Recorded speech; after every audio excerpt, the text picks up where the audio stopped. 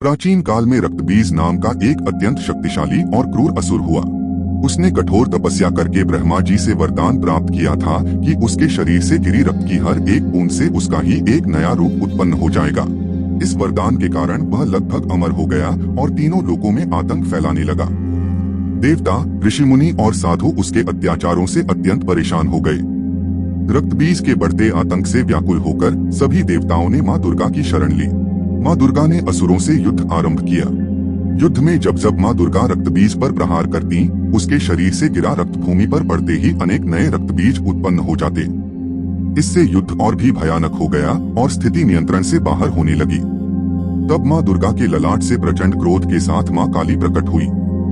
उनका स्वरूप अत्यंत उग्र था। खुले केश, गले में मुंडमाला, हाथों में खड्ग और मुख से प्रलयकारी गर्जना। माँ काली ने युद्ध भूमि में रक्तबीज पर आक्रमण किया और उसके शरीर से बहने वाले रक्त की हर बूंद को अपनी जीभ से पी लिया ताकि वह धरती पर न गिरे। इस प्रकार रक्तबीज की शक्ति समाप्त हो गई और अंततः माँ काली ने उसका वध कर दिया। रक्तबीज के अंत के बाद भी माँ काली का क्रोध शांत नहीं हुआ। वे उग्र तांडव करने लगी, जिससे पृथ्वी कांपने लगी और सृष्टि के विनाश का भय उत्पन्न हो गया। तब भगवान शिव ने संसार की रक्षा के लिए स्वयं को उनके चरणों में लेटा दिया।